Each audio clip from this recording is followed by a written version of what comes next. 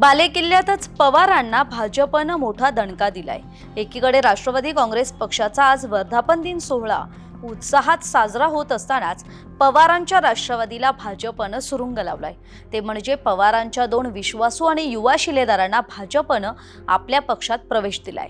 विशेष म्हणजे पवारांचा बालेकिल्ला मानल्या जाणाऱ्या पश्चिम महाराष्ट्रातच भाजपनं हे पक्ष प्रवेशाचं ऑपरेशन राबवलंय। त्यामुळे या दोन नेत्यांच्या भाजप प्रवेशाच्या टायमिंगची सुद्धा राजकीय वर्तुळात चर्चा आहे। आता हे दोन नेते नेमके कोण आहेत आणि त्याचा पवारांच्या राष्ट्रवादी काँग्रेस पक्षाला कसा दणका बसेल हेच समजून घेणार आहोत या व्हिडिओतून। नमस्कार, मी कोमल, सकाळमध्ये आपलं स्वागत। हे दोन नेते म्हणजे सुरुवातीलाच नावं सांगते, एक म्हणजे सत्यजित सिंह पाटणकर आणि दुसरे म्हणजे वैभव पाटील। सातारा आणि सांगली जिल्ह्यातली ही दोन महत्त्वाची नावं।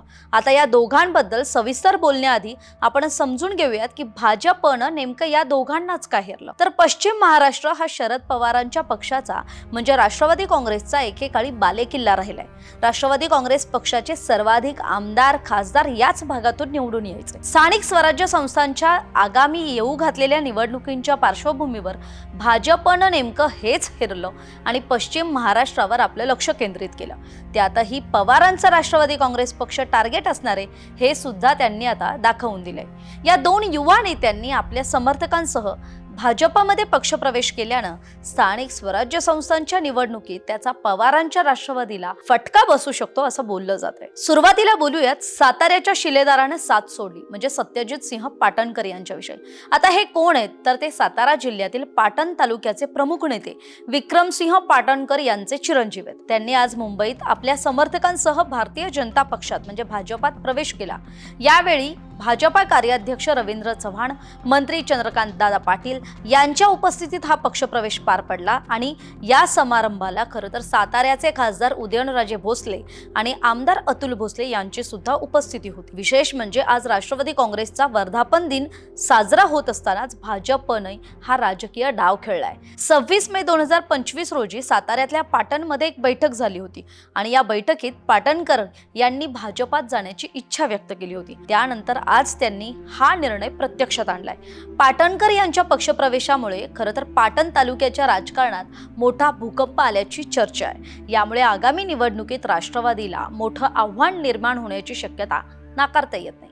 खरं तर सत्यजित सिंह पाटणकर यांच्या भाजप प्रवेशाची चर्चा मागील अनेक दिवसांपासून रंगली होती। विशेषतः विधानसभा निवडणुकीपासून ते भाजपच्या जवळ गेले होते आणि त्यासाठी खासदार उदयनराजे भोसले आणि सार्वजनिक बांधकाम मंत्री आणि आमदार शिवेंद्रराजे भोसले यांनी यासाठी विशेष प्रयत्न केलेत। मागील 15 दिवसांपूर्वी सत्यजित सिंह पाटणकर यांनी मेळावा घेऊन कार्यकर्त्यांच्या भावना जाणून घेतल्या होत्या। त्यावेळी बहुतांश कार्यकर्त्यांनी पाटणकरांना भाजपात पक्षप्रवेश करण्याचा आग्रह धरला होता आणि तोच आता त्यांनी प्रत्यक्षात राबवलेला दिसतोय।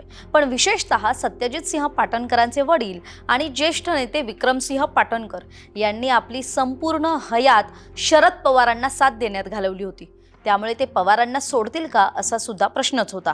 मात्र विधानसभा निवडणुकीच्या वेळी पाटण मतदारसंघ शिवसेना उद्धव बाळासाहेब ठाकरे पक्षाला सोडल्यानं पाटणकर सुद्धा दुखावले गेले आणि त्यावेळी सत्यजित सिंह पाटणकर यांनी विधानसभा निवडणूक लढवत दुसऱ्या क्रमांकाची मतही मिळवली। त्यामुळे विक्रमसिंह पाटणकर यांनी सुद्धा सत्यजित म्हणजे लेकाच्या भाजप प्रवेशाला एक प्रकारे होकार दर्शवला होता। त्यामुळे आज पवारांच्या एका निष्ठावंतानं त्यांची साथ सोडली आहे। दुसरं नाव म्हणजे वैभव पाटील। सांगलीसाठी हे पवारांसाठी मोठं धक्कादायक असल्याचं बोललं जातं।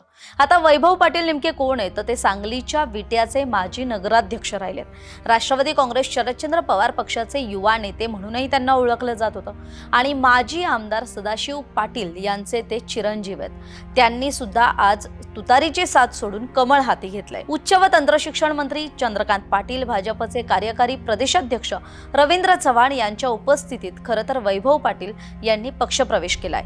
यावेळी पाटील यांच्या पक्षप्रवेशासाठी चंद्रकांत दादांनी रचलेली खेळी यशस्वी ठरल्याची सुद्धा चर्चा आहे। कारण वैभव पाटील यांनी सुद्धा राष्ट्रवादी काँग्रेस शरदचंद्र पवार पक्षाकडून विधानसभेची निवडणूक लढवली होती, पण त्यात त्यांना पराभवाला सामोरं जावं लागलं।